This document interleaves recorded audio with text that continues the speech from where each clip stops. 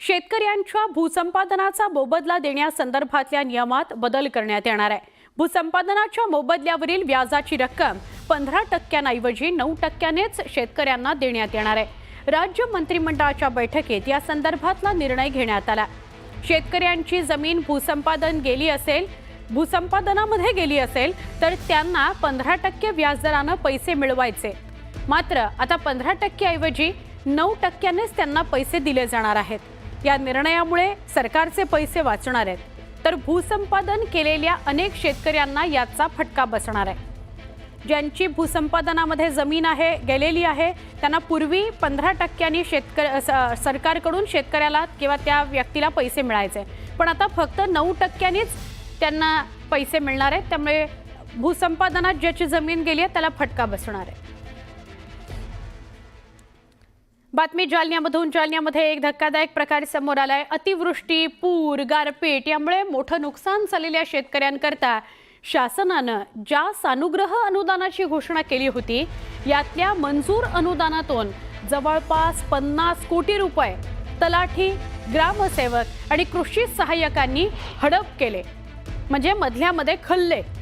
दरम्यान हा किती कोटींचा अपार आहे हे अद्याप तरी म्हणजे अजून तरी निश्चित झालेलं नाही। मात्र या घोटाळ्याची व्याप्ती मोठी असून तातडीनं चौकशी करून शेतकऱ्यांचं अनुदान त्यांच्या खात्यावर जमा करा अशी मागणी स्वाभिमानी शेतकरी संघटनेने केली आहे। अन्यथा आंदोलन करण्याचा इशारा स्वाभिमानी शेतकरी संघटनेने दिला आहे। चौकशी गुलदस्त्यातच राहिली आणि या तलाट्यांना भ्रष्टाचार करण्यासाठी कुरण मोकळं राहिलं।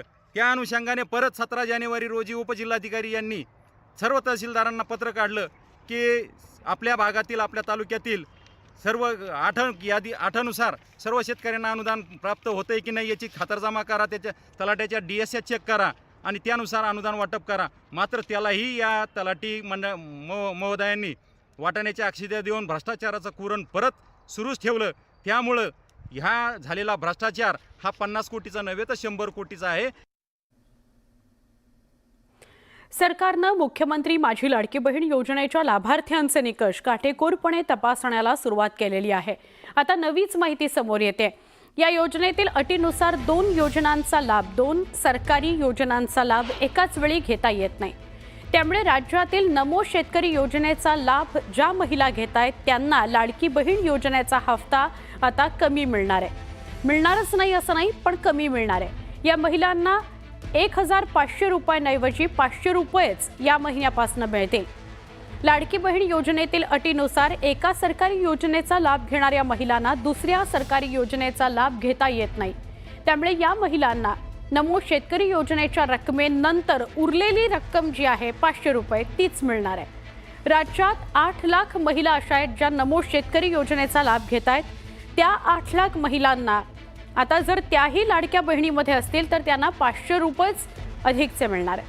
आता या प्रस्तावावर आज मंत्रिमंडळ बैठकीत चर्चा होऊ शकते असं कळतंय।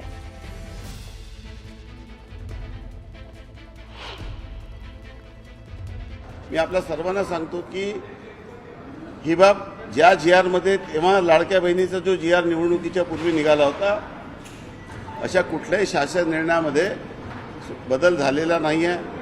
राहिला प्रश्न दुबार लाभचा, तर संजय गांधीच्या लाभार्थ जेव्हा त्या योजनेमध्ये ज्या अटी होत्या, त्या योजनेच्या ज्या GR मध्ये ज्या अटी होत्या त्या अटी कुठलेही बदललेल्या नाही।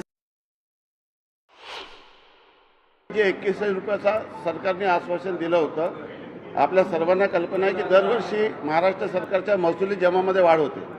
सरकारचं उत्पन्न दरवर्षी खूप एका ग्राफने वाढत असतो आणि जेव्हा सरकारचं उत्पन्न वाढतं तेव्हा सरकार त्या पैशाचं योग्य विनियोजन करण्यासाठी वेगवेगळ्या विभागाला तरतूद वाढवून देते।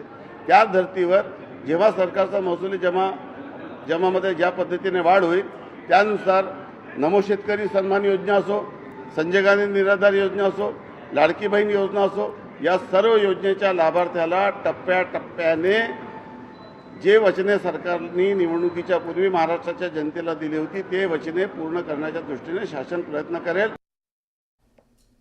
नमो शेतकरी योजनेचा लाभ घेणाऱ्या 8 लाख महिलांना लाडकी बहीण योजनेचा हप्ता कमी मिळणार आहे। या महिलांना 1500 रुपयांऐवजी 500 रुपये या महिन्यापासून मिळतील। यावरून खासदार संजय राऊतांनी सरकारवर निशाणा साधला. लाडक्या बहिणींच्या मतांची किंमत 500 रुपयांवर आली आहे असा खोचक टोला त्यांनी लगावला. आज सरकार 500 रुपयांवर आलंय, उद्या बहिणींच्या मतांची किंमत शून्यावर जाईल असं राऊत म्हणाले.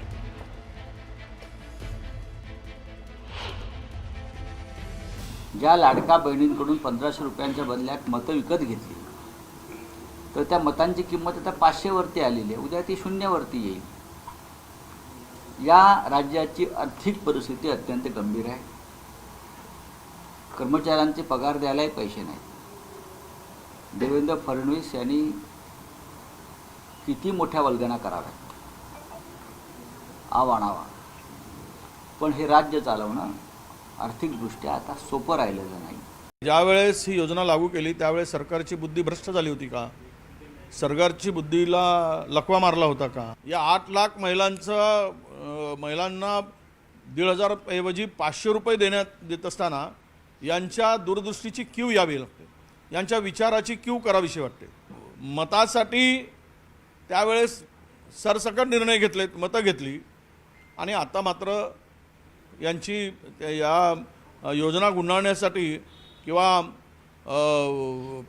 तिजोरीवरचा ताण कमी करण्यासाठी अशा प्रकारच्या क्लुप्त्या लढवणं हे निंदनीय आहे असं मी मानतो. न्यूज 18 लोकमतच्या बातमीचा इम्पॅक्ट झाला. एसटी कर्मचाऱ्यांना आज आनंदाची बातमी मिळणार आहे. तिजोरीत खडखडाट असल्याचं सांगून एसटी कर्मचाऱ्यांचा मार्च महिन्याचा फक्त 56% पगार दिला गेला. यावर तीव्र प्रतिक्रिया उमटल्या. न्यूज 18 लोकमतनंही या घटनेचा, या बातमीचा पाठपुरावा केला. एसटी कर्मचाऱ्यांचा उर्वरित पगार आता त्यामुळे आज होणार आहे. एसटी महामंडळाला 120 कोटी रुपये देण्याचा GR जारी करण्यात आला, त्यामुळे कर्मचाऱ्यांचा उर्वरित पगार आजच होणार आहे. एसटी महामंडळाला निधी देण्यावरून सरकारमधील 2 खात्यांनी एकमेकांकडे बोटं दाखवली आहेत.